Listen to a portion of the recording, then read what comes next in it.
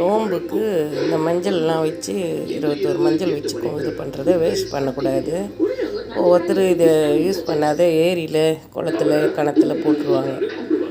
இது மாதிரி வேஸ்ட் பண்ணாமல் இது மாதிரி மாலை கட்டி வாராகிக்கு போட்டால் நல்லதுன்னு சொன்னாங்க. இப்போ வாராகிக்கு மாலையாக கட்டி போட்டுடலாம்.